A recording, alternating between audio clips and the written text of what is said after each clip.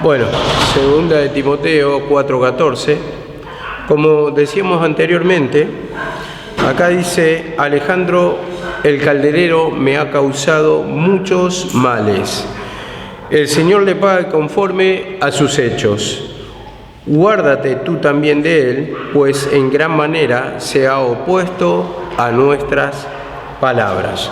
Vemos como lo dice, en la palabra veníamos del hilo que en el momento más duro de Pablo, que estaba encarcelado, vemos que como unos fueron compañeros de aflicciones, después dice que por diferentes motivos muchos lo dejaron, digamos, no lo dejaron solo en el sentido como quisieron, algunos fueron a la obra, y en otros casos vemos que estaba Lucas, dice: solo Lucas está conmigo. Y el otro caso sería como el de Demas, que había desamparado de la obra, amando las cosas de este mundo. Y después están las otras personas que son opositoras, como dice, acá en este caso no era compañero, pero sí era un opositor, Alejandro, como lo nombra. El calderero me ha causado muchos males. En otra versión dice el herrero. Bueno, la cuestión que cuando dice acá me ha causado muchos males, hay muchas conjeturas sobre Alejandro. Alejandro, ¿quién es este personaje Alejandro? Bueno, vamos a leer acá en 1 Timoteo 1:18.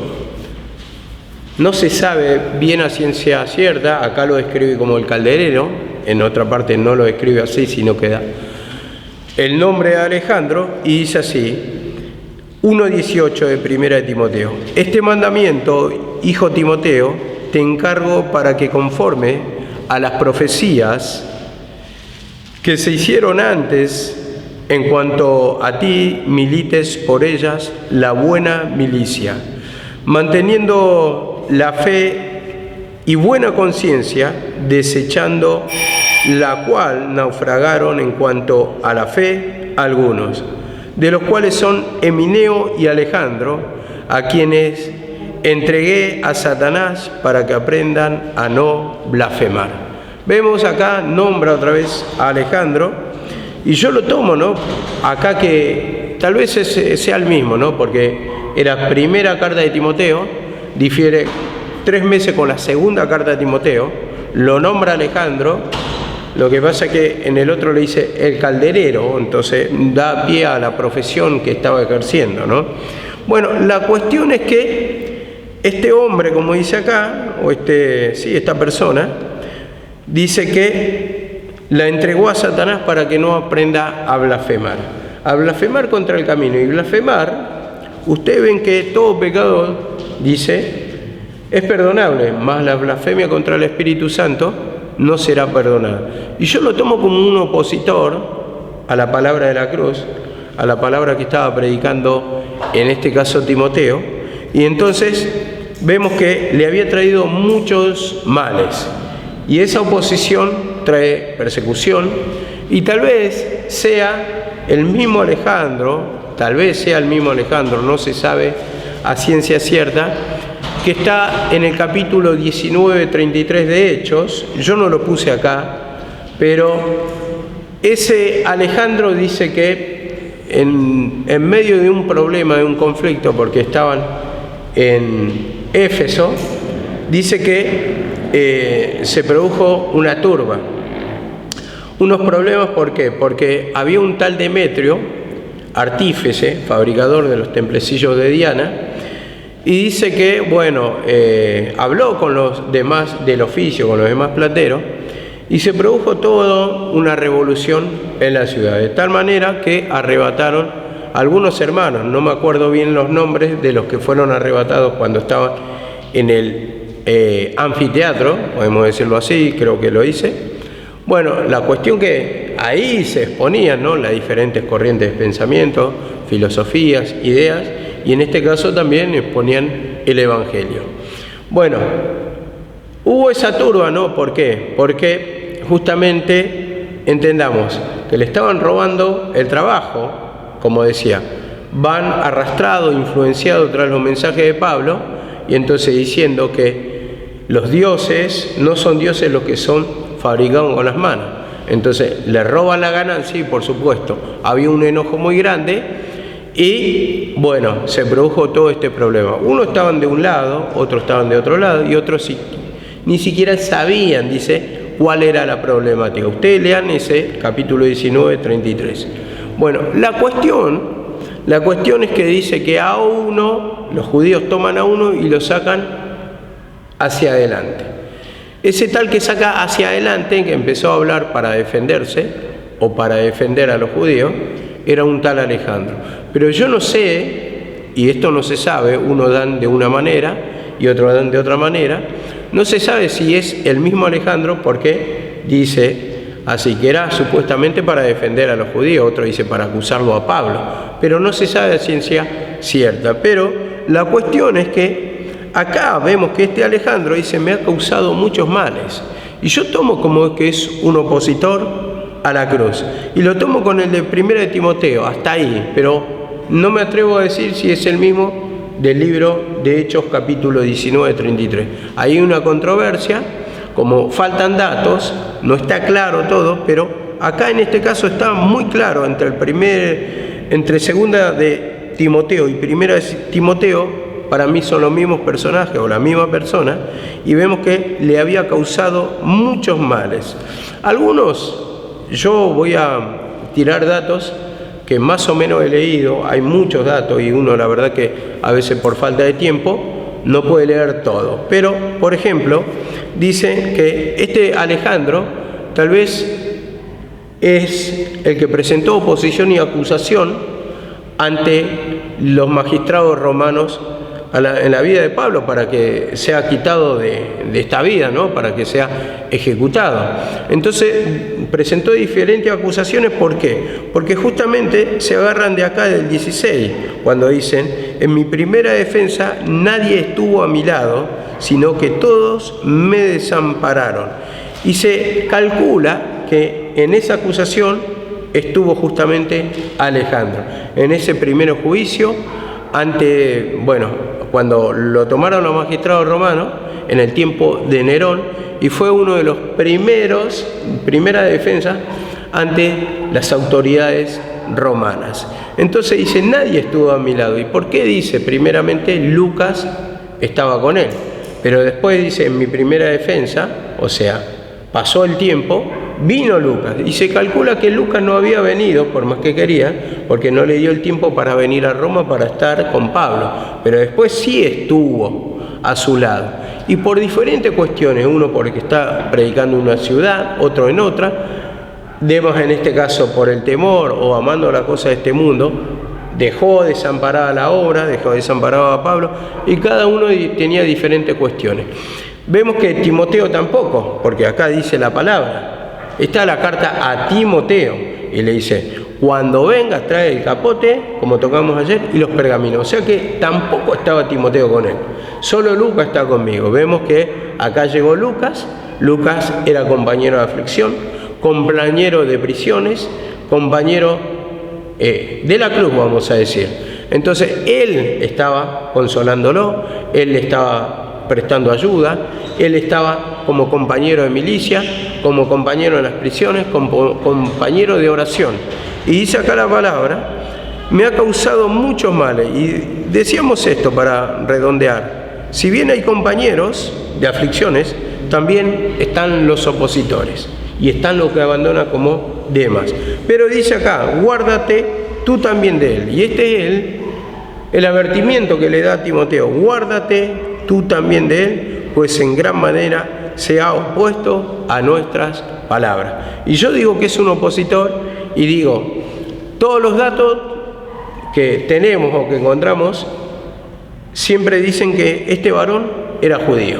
Entonces de ahí es que digo, es un opositor, predica tal vez la ley o predica la ley. Entonces hay un desacuerdo con el mensaje de Pablo y por lo tanto ellos sí quieren la acusación para que sea eliminado Pablo, para que sea muerto, para que se acabe el mensaje. Entonces ellos actuaban así ya porque lo hicieron con Jesucristo, después lo hicieron con Pablo y lo querían hacer lo hicieron con Esteban. Cuando predicó el mensaje de Jesucristo, también lo hicieron con Esteban. Entonces era la manera en que actuaban. Ellos hacían acusaciones porque ellos tenían prohibido quitarle la vida, al menos si ustedes estudian un poco el judaísmo, tenían prohibido quitarle la vida. Entonces juramentaban ellos, pero le entregaban las autoridades para ser acusados. No le podían quitar la vida a otro semejante. Y dice así la palabra.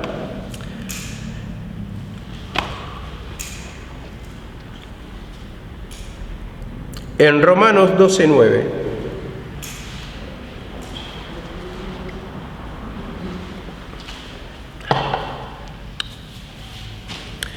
Romanos 12:9 dice así la palabra. Amados, nunca os venguéis vosotros mismos, sino dad lugar a la ira de Dios, porque escrito está, mía es la venganza, yo pagaré, dice el Señor. Vemos, acá hay un opositor, y claramente cuando tenemos oposiciones en nuestro camino, ¿no? Vamos a hablar de nuestros casos. Cuando se presenta un opositor en nuestra vida, siempre tenemos, ¿no?, diferencia con algún tipo de hermano, ¿no?, que tenemos choque, que tenemos desacuerdo. Vemos acá la palabra lo dice. Mía la venganza, yo pagaré. No deis lugar, dice, o no tomes venganza, no venguéis vosotros mismos, sino da lugar a la ira de Dios, o al castigo de Dios, o a la paga de Dios. Porque por naturaleza tenemos eso de tener desacuerdos, tener choques, y queremos tomar justicia propia por nosotros mismos. No dejamos que el Señor actúe, que el Señor se encargue, nosotros nos queremos convertir en jueces. Entonces hay pleito, hay discusiones, hay desacuerdos, y de esto es lo que nos tenemos que humillar para que no nos tome ese espíritu de división, de pelea, de desacuerdo, porque eso es lo que también trae derrota a nuestra vida, trae desacuerdo, nos elimina del camino. Si bien puede ser que actuemos nuestra justicia propia con otra persona, pero después te va a pasar lo mismo con otra y con otra y con otra. Por eso uno se tiene que humillar, porque muchas veces el pecado también nos quiere mostrar a nosotros, por más que actúe mal a otra persona. ¿Por qué? Porque está también eso de querer actuar en nuestra justicia propia. Nos ponemos nerviosos, decimos malas palabras cuando estamos discutiendo, actuamos mal, tenemos malos tratos. Entonces ahí ya está mostrando la parte de la justicia propia, cuando dice no paguéis mal por mal, o como dice, mía la venganza, yo pagaré, dice el Señor. Entonces tenemos que tener en cuenta esto, cómo estamos actuando cuando tenemos choques y tenemos desacuerdo con algún hermano. Como dice acá, volviendo a 1 Timoteo, yo lo entregué a Satanás para que aprenda a no blasfemar. Y a Timoteo le da el advertimiento, guárdate tú también de él, cuídate, porque es un pecado que si te toma, también vas a ser perjudicado vos. Entonces, fíjate cómo actúas, fíjate cómo te manejas, está diciendo, humillate de la ira, del enojo, porque van a haber opositores y esto es parte del camino, pero es para ver cómo actuamos, si actuamos con armas carnales o actuamos con las armas de Dios. Como dice el versículo, las armas de nuestras milicias no son carnales, sino poderosas en Dios para la destrucción de fortaleza. Entonces, cuando vos vas logrando autoridad en la humillación, vas actuando conforme te dice la palabra, corrigiendo el pecado, pero sin enojo, sin ira, sin señorío, sin justicia propia, sin insulto. Entonces, ¿qué va a pasar? Vas a ir teniendo autoridad sobre ese espíritu. Entonces, cuando empezás a vencer ya, vas a ver que no te va a pasar frecuentemente una pelea con algún hermano, sino que vas a empezar a vencer ese espíritu y ya no vas a tener choque, porque un choque se te da con un hermano, con el otro y con el otro, mientras no te humillas. Pero cuando te vas humillando, vos fíjate que ya no va a actuar ese espíritu de pelea en vos, de choques, de tener diferencia, que parece que uno es santo y que tiene persecución por causa de la cruz de Cristo, que en realidad es así. Tenemos persecuciones por causa de la cruz de Cristo. Pero después no caigamos en el descrédito, en el mal testimonio, en las discusiones, actuando con armas carnales, porque Pedro iba a padecer también por causa de la cruz de Cristo, por causa del camino, cuando estaba con el Señor. Pero él en un momento de enojo sacó la espada. Y así también actuamos nosotros. En un momento de enojo hay un descuido espiritual, saca la espada y parece que fuera de Dios. Pero el mismo Señor dice, no paguéis mal por mal, mía la venganza. Entonces a Pedro le dijo, mete tu espada, Pedro, mete tu espada, porque el que a espada mata, a espada muere. Es así. Entonces con el mismo juicio que me di, vas a ser medido. Como actúas, te van a aplicar de la misma forma. Entonces si yo actúo con insultos, ¿qué voy a esperar? También me van a insultar. Si yo falto al respeto, me van a faltar respeto. Y así, todo va a ser permisivo del Señor, pero para mostrar nuestros pecados. Y dice así la palabra en Filipenses 3:2. Filipenses 3:2. Dice así la palabra, guardaos de los perros, cuidaos de los malos obreros, cuidaos de la falsa circuncisión. Entonces yo tomo esto como que este Alejandro es de la falsa circuncisión. ¿Por qué digo? La verdadera circuncisión, ¿cuál es? La del espíritu, dice la palabra, ¿no? Esa es la verdadera circuncisión. ¿Y la falsa circuncisión cuál es? Los judíos que lo hacían naturalmente, pero en espíritu no había quebrantamiento, no había humillación, no había arrepentimiento de pecado. Por eso habla de falsa circuncisión. Entonces, guardaos de los judíos, guardaos de la levadura de los fariseos, dice la palabra. Entonces, uno, a través de que va pasando lucha, va pasando prueba, va discerniendo estos espíritus que van tomando. Que muchas veces, como digo acá, en este caso, Alejandro se presentaba con oposición al mensaje. Por eso dice, guardaos de la falsa circuncisión. Siempre se aplica para los judíos. Pero en este caso, en nuestras luchas, en nuestras pruebas, vamos a aplicarlo para nosotros. Convivimos acá, vamos a tener oposición en nuestro vivir diario, porque tomamos la cruz, para eliminarnos del camino. Entonces, nosotros predicamos una cosa y viene el diablo y te lucha de tal manera porque se oposiciona al mensaje de Cristo que estás predicando. Vos predicás la salida, predicás que tenés que humillarte, predicás la cruz y viene el enemigo, te hace enojar, te hace tener malestar y al final todo eso que predicás queda anulado, queda invalidado y te elimina del camino o te arranca de la presencia del Señor. Entonces ahí está la oposición, ahí está ese espíritu de Alejandro, que vos predicas una cosa, pero enseguida se levanta esa oposición de parte del diablo, con enojo, con peleas, con insulto, con contienda, y eso es lo que te elimina del camino. Por eso dice Pablo a Timoteo, guárdate tú también de él. Cuídate, le dice, cuídate, porque se calcula que ese tal Alejandro estaba cerca de la ciudad donde estaba predicando, en este caso, Timoteo. Timoteo en un tiempo estuvo en Éfeso. No se sabe a ciencia cierta si fue un pastor permanentemente o no, porque hubieron distintos pastores en Éfeso, entre los cuales creo que estaba, no sé bien, Juan. Así que vemos que hay hermanos que tenemos que tener cuidado.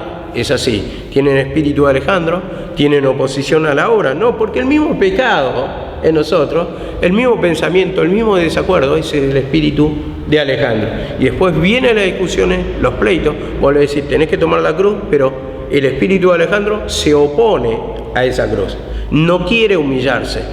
Y entonces ahí empieza la brega, los conflictos, y quiere invalidar tu palabra. Entonces te produce malestar, se produce esa discusión, esos insultos, esos desacuerdos, y eso es lo que produce el espíritu de Alejandro. Por eso nos tenemos que humillar, tenemos que ver cómo estamos actuando nosotros y cómo actúa el espíritu de Alejandro. Ojo, le dice, mirá bien cómo actúa el espíritu de Alejandro, el opositor a la obra. Y dice así la palabra del Señor.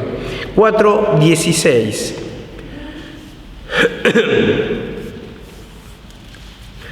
4:16 dice así la palabra: en mi primera defensa ninguno estuvo a mi lado, sino que todos me desampararon, no les sea tomado en cuenta. En mi primera defensa, esto es lo que estaba diciendo hoy, nadie estuvo a su lado. Esto lo permite el Señor para que no confiésemos en brazo de carne de la persona que lo esperemos, sino que esperemos en Dios. No es que la persona lo hace adrede muchas veces. Hay personas que sí, hay otras personas que no. Muchas veces, como dije ayer, pone cercos el Señor para que nos encontremos solos y para que clamemos a Él, que no quede otra salida, que no esperemos del hombre.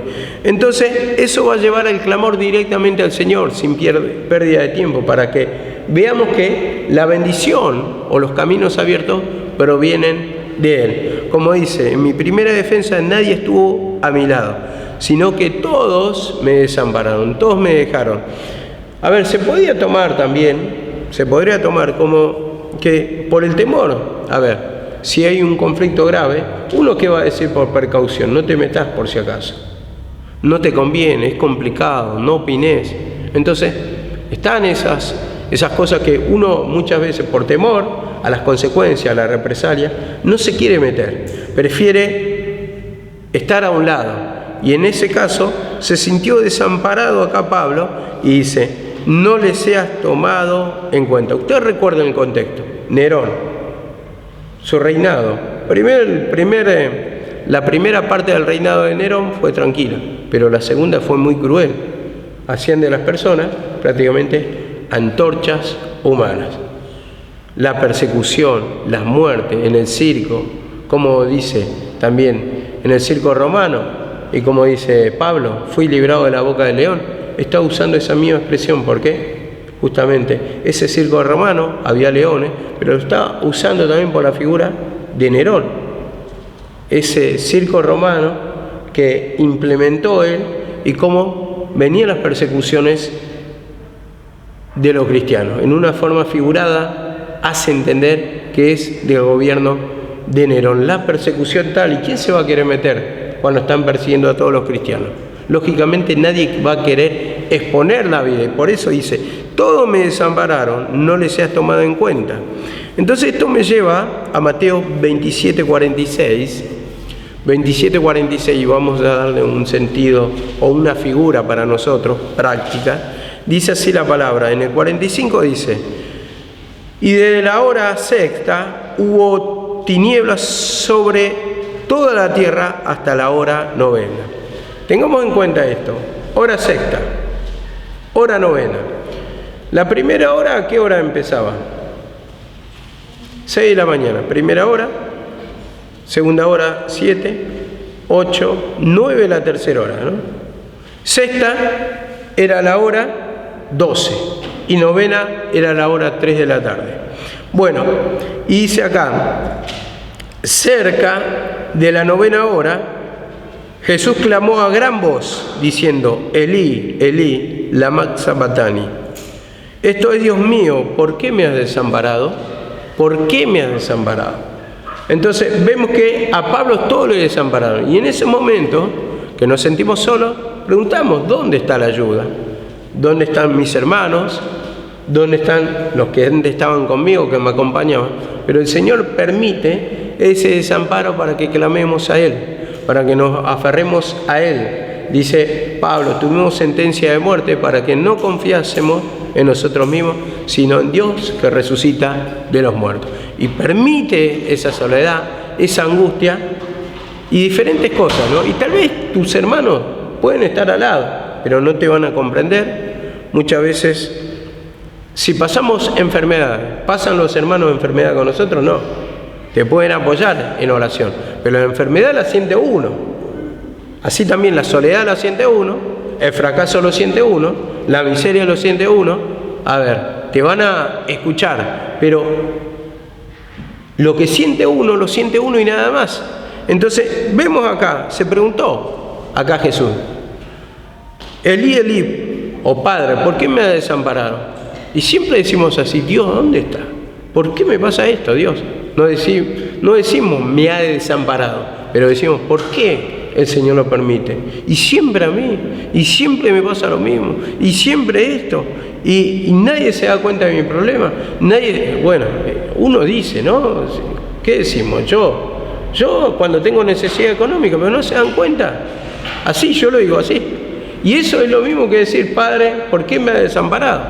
Entonces, siento el desamparo, siento el olvido, y digo, es algo tan visible, digo, tan notorio, que miran y parece como, me hace acordar la figura de él cuando estaba el samaritano, ¿no? ¿Qué pasa? Pero había caído uno en manos de ladrones, pasó el juez y el coso, y que lo podían ayudar. El juez, el sacerdote y el escriba. Y lo podían ayudar, pero lo miraron y sí, cayó en las manos de ladrones. Es como decir, y bueno, sí, si te tomó el espíritu de miseria y me voy, no hago nada. Más o menos así. Y no lo ayudaron, pero vino el samaritano y lo ayudó. Entonces, en un momento así uno va a decir, ¿por qué? ¿No se dan cuenta que claramente me tomaron los ladrones, me golpearon, me dejaron tirado en el camino? Y vos ves que no te pasa la mano. Dicen, no, es un trato. Y bueno, es un trato. Es un trato de Dios con él, es un castigo. Pero así nos sentimos, ¿no? Solos, incomprendidos, desamparados. Esta era la figura que Pablo, o la expresión que Pablo estaba usando, que se cumple en cada uno de nosotros y que tenemos que clamar y que el Señor muchas veces permite así, que no quiere decir que está bien lo que está haciendo la otra persona, está mal lo que está haciendo la otra persona, porque uno debe ayudar al prójimo en lo que pueda, pero mientras puede, en sus posibilidades. Y a ese es el que le va a pedir cuenta al Señor. Y el que no puede es porque el Señor también cerró cercos, entonces no permitió, entonces no se dan las circunstancias. Pero eso nos lleva al clamor, eso nos lleva al pedido, eso nos lleva a confesarnos todas las cargas, todos los pesos, y que no confiemos en el hombre, porque tenemos la tendencia de esperar el hombre. Esa esperanza del hombre siempre, ¿viste? Hay una pequeña esperanza. Y vos estás contando un pequeño problema, y te está escuchando, hermano, sí. Y bueno, si le conté, y tal vez le va a tocar el corazón, y decir, así, ¿viste? Y estás esperando. Y después Dios permite que no. O permite una sola vez, y después ya no, nunca más. Y la verdad que uno a veces se desconcierta, ¿no? Como yo le decía justamente a la hermana Noelia, le estaba contando, mirá cómo es, ¿no? Un problema de lo que se está haciendo el tratamiento a una hermana. Y la hermana le preguntaba muy curiosa. Y después le digo, así como, o sea, como yo entendía también, le digo, vos contale, porque seguramente te pregunta porque te quiere ayudar, ¿viste? Bueno. ¿Por qué? Porque yo tengo la misma clase de mirada, tal vez uno espera del hombre. Entonces, paso la experiencia y como veo su necesidad, tal vez mi consejo es malo, porque va a utilizar siempre al hombre, pero uno tiene que confiar en Dios y tiene que pedir perdón a Dios, no esperando nada a cambio. Dice el Señor, el servicio tiene que ser con total naturalidad, de corazón al Señor, y el Señor se va a encargar de tocar corazones o de pagar. Dice así la palabra también en Juan 16:32. Juan 16:32 dice así la palabra: He aquí viene la hora y ha llegado en que seréis esparcidos cada uno por lo suyo, y me dejaréis solo, y sin embargo no estoy solo, porque el Padre está conmigo. ¿Vemos? El Padre está conmigo. Eso es lo importante. No importa si no está el hombre. Lo importante es que esté el amparo del Señor. Y cuando está el amparo del Señor, tenemos todo. Vemos la oración de Eliseo cuando le dice por el siervo: ábrele los ojos para que vea que mayor es el que está con nosotros que el que está con ellos. El Señor es el que va a amparar, el Señor el que va a bendecir, el Señor el que va a destruir los ejércitos enemigos. Dice: entiende pues que es el Señor que pasa delante tuyo como poderoso gigante. Entonces, si el Señor está al lado nuestro, está a nuestro favor, es el que va a destruir, el que va a hacer la obra, el que va a sacar toda oposición del enemigo. Y eso es lo que necesitamos saber. Tenemos que tener solamente la presencia del Señor. Puede haber un ejército, hermano, al lado nuestro o a favor nuestro muy poderoso, en el sentido que tenés apoyo acá, allá, allá, y vos te confías en esto. Y ahí vienen los mayores fracasos, como le pasó a José con la ciudad de Ai. La ciudad de Ai, para ser conquistada, era muy pequeñita y él tenía un ejército mucho mayor, entonces se confió, pero justamente en esa confianza fue su derrota, y podemos tener muchos hermanos que nos ayudan, muchos hermanos que apoyan, pero todo va a ser para fracaso y derrota si no está la presencia del Señor. Solamente necesitamos la presencia del Señor y el Señor se va a encargar de todos los problemas que están en nuestro alrededor, que están en nuestro entorno, para despejar esos caminos y hacer caminos nuevos si no lo hay, para sacar todas las dudas, todos los temores, para que acomode todo lo que está mal en nuestra vida. Dice así la palabra también en Juan 15:20, dice así la palabra: acordaos de las palabras que yo os he dicho, el siervo no es mayor que su Señor.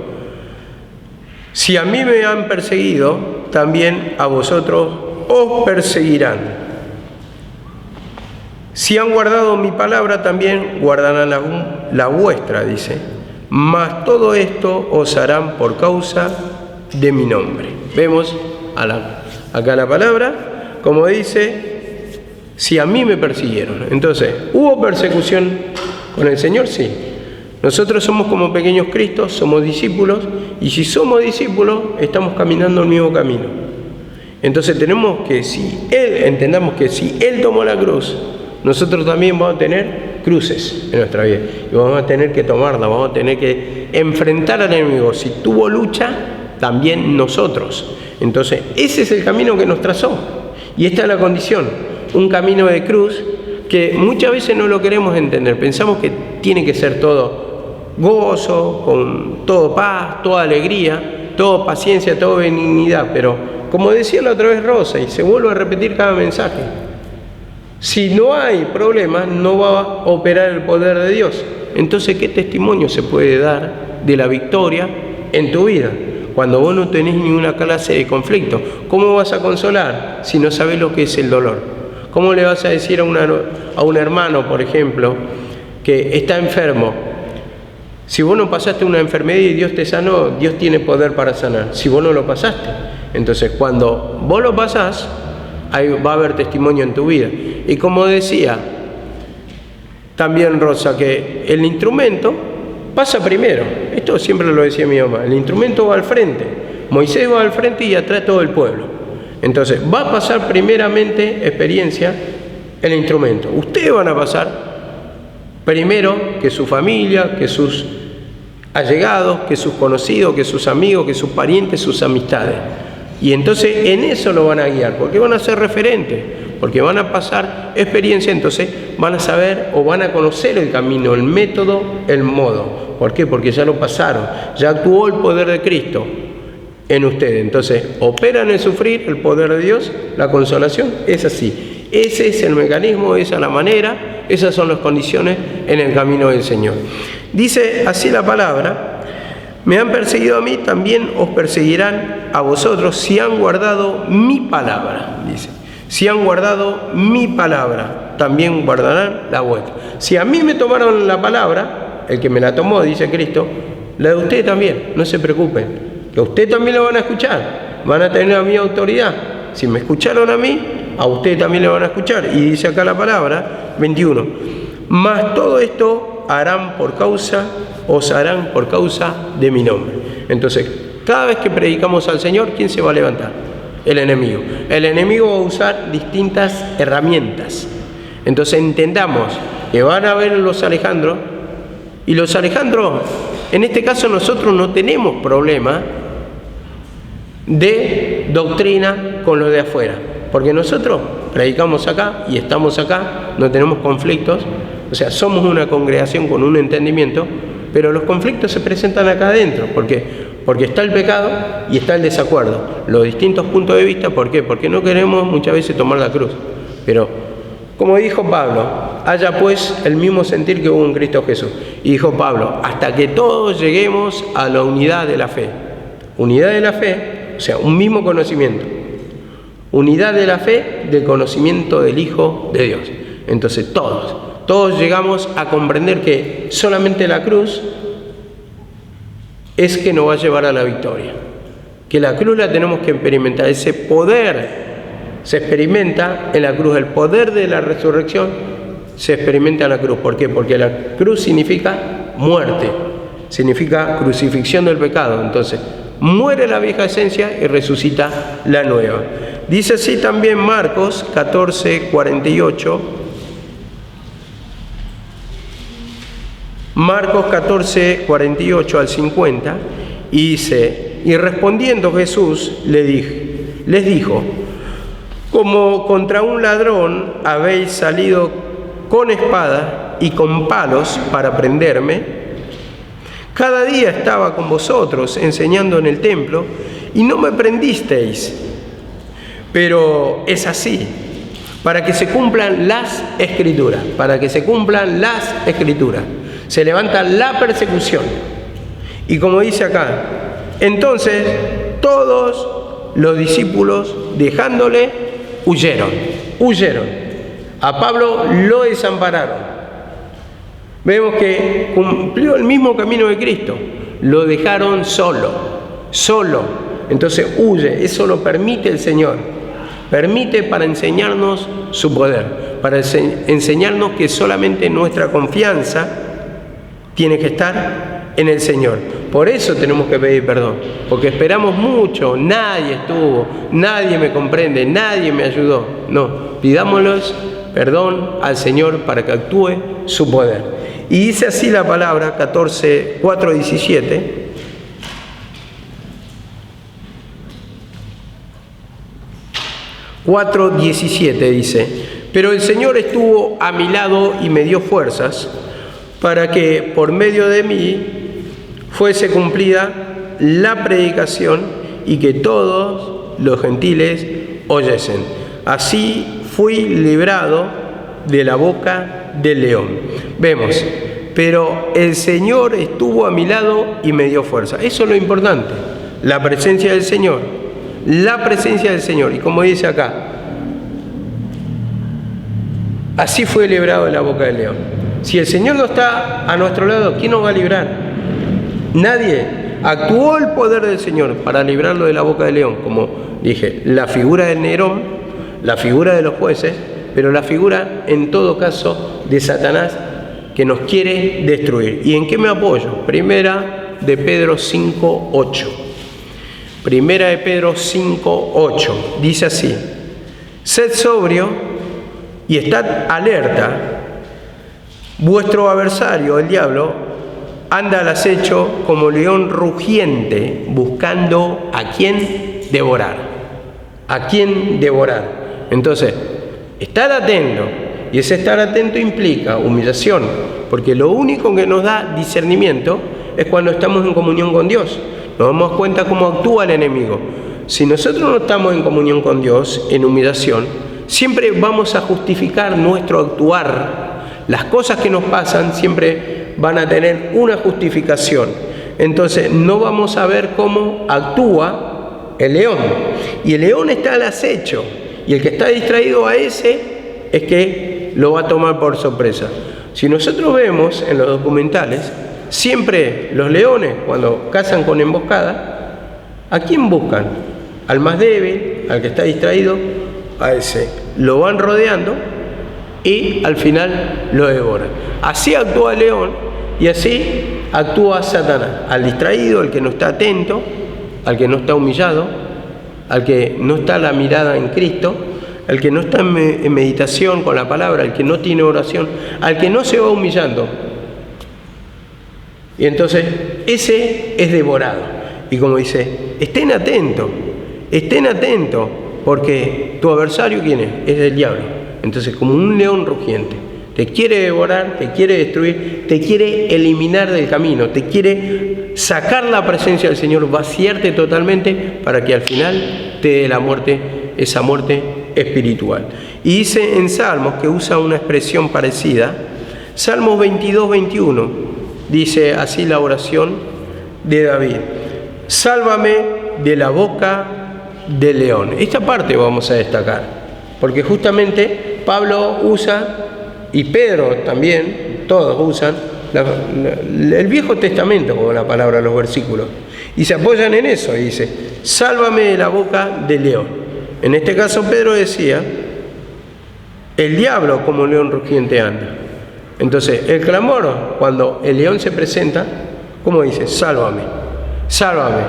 Entonces, Señor, dame discernimiento de mi pecado, para que yo me pueda humillar, para que no sea eliminado, para que no pierda tu presencia, para que me llene de tu presencia, para que sea tu protección como escudo y adarga, la protección, la fortaleza. Dios acampa alrededor de los que le temen, ¿no? Entonces, esa protección la tenemos que tener, pero esa protección la tenemos cuando nos humillamos. Clama al justo y Dios oye su oración, dice la palabra. Entonces, cuando nosotros nos humillamos, el Señor nos toma como justo, porque no hay mezquindad de pecado. Aunque tenemos pecado, pero no hay una mezquindad, entonces hay una justificación de parte del Señor. Justifica nuestra vida.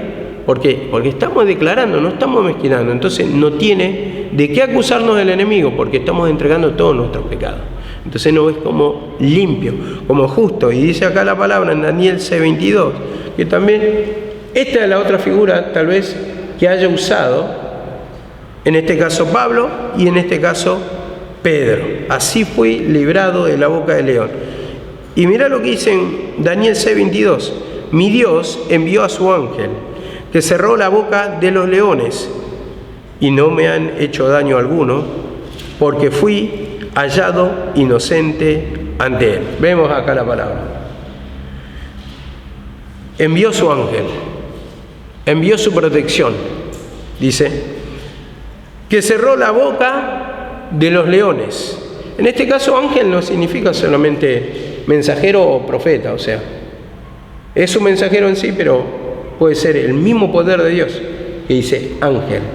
Y dice así la palabra, que cerró la boca de los leones, el mismo poder de Dios, y no me han hecho daño alguno, porque fui hallado inocente. Entonces, Satanás nunca va a poder destruir la vida de uno que se está humillando, de uno que está confesando el pecado, que está pidiendo perdón. Y esto tengamos en cuenta, que siempre nos va a librar cuando estamos a cuenta con el Señor, cuando vamos tomando la cruz, como en este caso fue la expresión que usó Pablo, así fui librado de la boca del león, porque el Señor me dio fuerza. El poder de Dios, ¿dónde actúa? En un corazón contrito y humillado. Si no hay corazón contrito y humillado, jamás va a actuar el poder de Dios. Entonces vamos a ser devorados por Satanás. La vida de Cristo en nosotros va a ser devorada. No va a haber gozo, no va a haber paz, no va a haber paciencia, no va a haber benignidad, no va a haber tranquilidad. ¿Por qué? Porque necesitamos la presencia del Señor. Entonces, cuando está la presencia del Señor, va a estar todos esos frutos espirituales. Entonces no va a haber poder que pueda destruirnos, porque está la misma presencia del Señor. Y delante de la presencia del Señor no huye Satanás. ¿Qué tienes con nosotros, Jesús de Nazaret, que vienes y nos atormentas? Eso dicen los demonios, las legiones, y no se podían mantener delante de él. Huye delante de la presencia del Señor. En el Apocalipsis usa la figura que delante de él huyeron los cielos y la tierra, o sea, el mismo Satanás. Vemos como cuando tenemos la presencia del Señor no puede destruirnos. tenemos la protección. Por eso el Señor requiere la comunión, requiere la lectura, la oración, el escuchar la palabra, el humillarnos, confesar, para que mantengamos fuerte esa presencia del Señor. Dice acá la palabra también, estamos en 4:17, al 18 vamos. Y el Señor me librará de toda obra mala y me preservará para el reino celestial. Me librará, dice, o sea, le libró y le va a seguir librando. Y me va a guardar o preservará mi alma para el reino celestial. Entonces, vemos otra versión que dice así: yo sé que Dios siempre me cuidará y me protegerá de todo mal hasta que me lleve a su reino celestial. Hasta que me lleve. Entonces está poniendo como un futuro. Yo creo que habla un antes y un después. Siempre va a dividir dos tiempos, pero en este caso, si quieren, llévenlo, en el sentido que Pablo sabía que en su muerte iba a estar con la presencia del Señor. Iba a estar en la presencia del Señor, ya iba a descansar. Pero yo lo tomo y lo apunto siempre a dos tiempos. ¿Por qué? Porque, a ver, me preservará para su reino celestial. Y vamos a 2 Corintios 1:10. 2 Corintios 1:10. Bueno, se me pasó el tiempo ya. No, dice así: el cual nos libró de tan grande peligro de muerte y nos librará. Y 1 de Tesalonicenses, con este cierro, 5:23. Y que el mismo Dios de paz os santifique por completo, y que todo vuestro ser, espíritu, alma y cuerpo, sea preservado irreprensible para la venida de nuestro Señor Jesucristo. Sea guardado irreprensible. Entonces, ¿quién va a guardar nuestra alma? El Señor.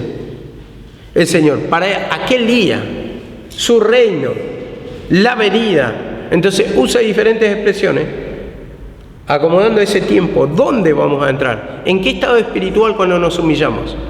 En el gozo, en la paz, en la alegría. O sea, que va a descansar nuestra alma. Y esto tenemos que entender siempre. Dos tiempos que van a hablar. Porque Pablo viene y confirma el nuevo tiempo. Y no te va a hablar de otra cosa, que el nuevo tiempo, y su nuevo tiempo sería la figura de la presencia de su reino, un estado espiritual en que entramos cuando tomamos la cruz, cuando nos humillamos. 4:19, 20, 21 voy a leer. Saluda a Priscila y a Aquila y a la casa de Onesíforo. Erasto se quedó en Corinto y Trófimo dejé en Mileto enfermo. Procura venir a verme antes del invierno. Esto lo repite otra vez. Procura venir a verme pronto. Procura venir antes del invierno, antes de que se acaben las oportunidades. Eso predicamos las prédicas anteriores. Y dice acá: el Señor Jesucristo esté con tu espíritu, la gracia sea a vosotros. Amén. Que la presencia del Señor esté con vos. Eso es lo importante para mantenerlo en el camino. Eso es lo importante. Si perdemos la presencia del Señor, perdemos todo. Y la presencia del Señor nos mantiene. La gracia del Señor sea contigo, le dice, y que así sea. Amén.